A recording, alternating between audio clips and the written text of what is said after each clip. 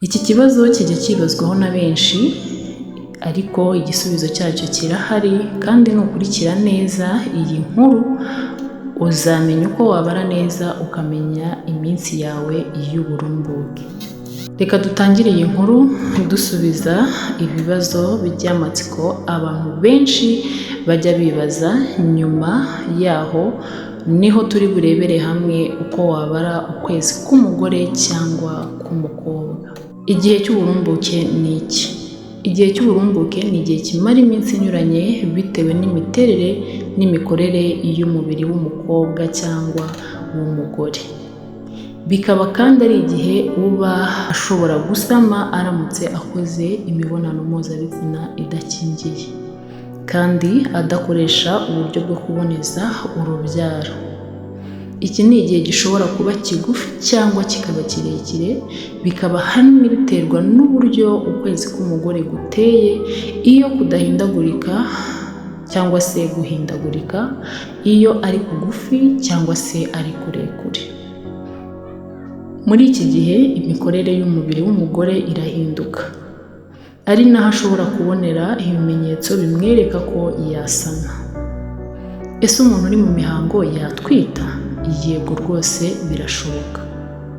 Aramutse agira igihe cy'uburumbuke gihera nko ku munsi wa 4 kandi imihango akayimaramo wenda iminsi 6. Urumva ko umunsi wa 4 wagera akiri mu mihango.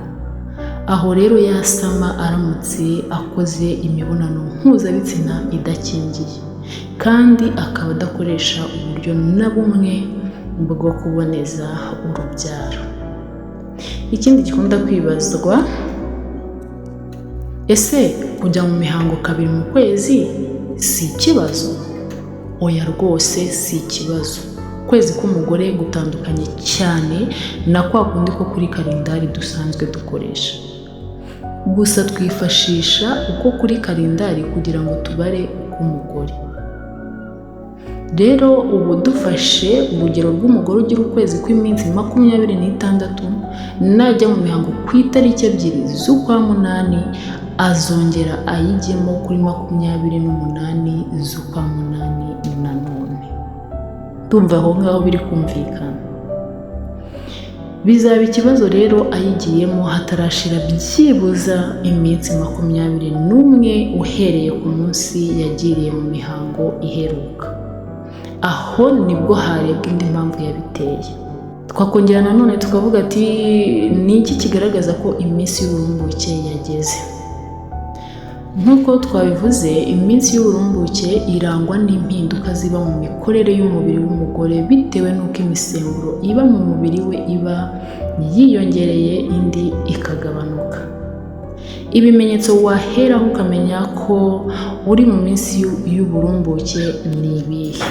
Icya mbere ni uko ushobora kugira agaheri kamwe ku kananwa, munsi y'izuru se, mu gatuza hafi y'amabere, mu bitugu, cyangwa ukagira uduheri tutari twinshi ariko tunini ku itama rimwe. Ibi ariko bishobora no kuba ugiye kujya mu mihango, gusa iyo bibaye umaze iminsi mike uvuye mu mihango ni ikimenyetso cy'uko uri mu minsi y'uburumbuke. Ikindi, ururenda rwo muri nyababyeyi rusa n'urukomera rukarenduka cyane. Ibi uzabimenya winjiza intoki 2 mu gitsina, noneho wazikuramo ukajya uzegerana ukongera ugatandukanya. Iyo ari igihe cy'uburumbuke ubona ururenda ntirucike ngo rutandukane. Ubushyuhe bwo mu gitsina burazamuka. Fata igipimisho cy'ubushyuhe thermometer mu gitondo ukibyuka utarakandagira hasi, ukinjiza mu gitsina ugapima ubushyuhe bwaho. Iyo ubonye igipimo gisanzwe cyazamutseho guhera kuri dogere 0.4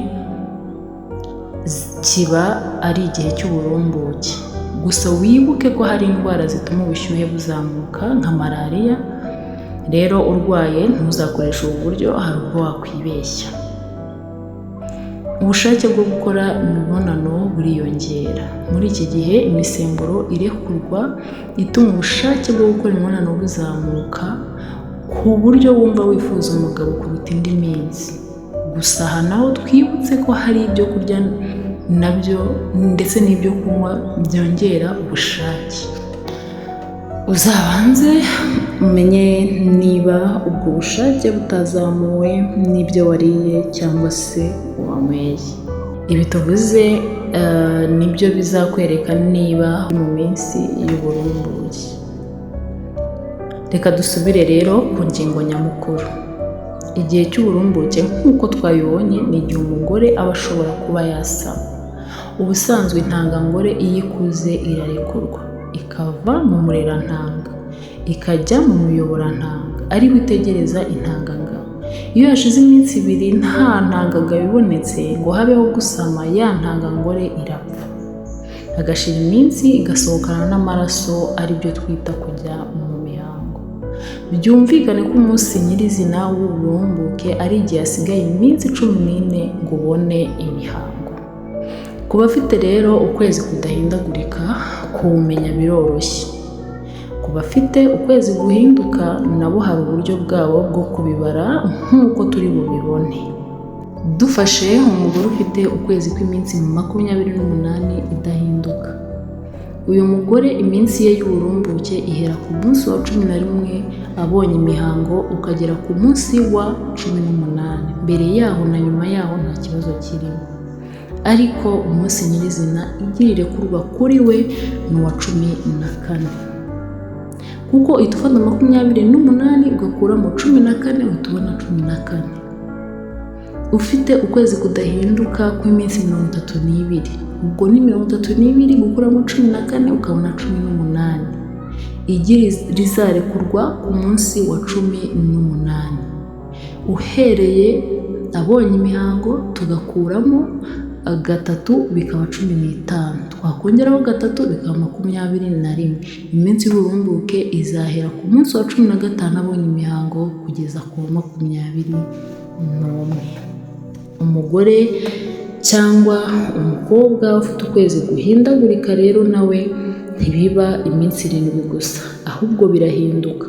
Niyo mpamvu buri wese agira igihe cy'uburumbuke yihariye. Uko bikorwa: ku mugore ugira ukwezi guhindagurika, iyo ubonye imihango iyo tariki urayandika, ubutaha yaza ukongera ukayandika, ukabikora byibuze amezi 6 akurikirana, ugenda ubara iminsi iri hagati y'ukwezi n'ukundi. Gusa mu kubara ugahera ku itariki waboneyeho imihango ukageza ku itariki ibanziriza imihango ikurikira. Urugero: niba imihango ije ku itariki 17 z'ukwa karindwi ikazongera kuza ku itariki 15 z'ukwa munani, uzabara uhereye kuri 17 z'ukwa karindwi ugeze kuri 14 z'ukwa munani. Ibyo iyo ubirangije ufata gusa iminsi yabaye myinshi n'iminsi yabaye mike. Niba wabonye wenda 29, 31, 26, 22, ubwo uzafata gusa iminsi yabaye mike kuri 22, iminsi yabaye myinshi kuri 31. Noneho kuri ya minsi myinshi uzakuramo 11, naho ku minsi mike ukuremo 8. Ku rugero rwacu ubwo tuzafata 31 dukuremo 11 tubone iminsi 20. Naho ku minsi mikeya 22 dukuremo 18 tubone iminsi 4. Ni ukuvuga ngo uyu muntu iminsi ye y'uburumbuke ihera ku munsi wa 4, ahereye ku munsi yaboneyeho imihango kugeza ku munsi wa 20. Agiye mu mihango tariki ya 17 z'ukwa karindwi, iminsi ye y'uburumbuke yazahera ku itariki 20 z'ukwa karindwi ikageza ku itariki 5 z'ukwa munani. Akoze imibonano hagati muri ayo matariki ashobora gusama. Ngibyo ibijyanye n'uko babara iminsi y'uburumbuke, ukamenya iminsi yo gukorana imibonano cyane nimba wifuza gusama, ndetse ukanamenya iminsi yo kwifata niba utifuza gusama. Mwakoze kubana nanjye, naho ubutaha tuzongera turusheho gusobanukirwa n'ibindi. Niba ufashijwe n'iki kiganiro kora share, kora subscribe, niba utarayikora like na comment. Imana iguhe umugisha.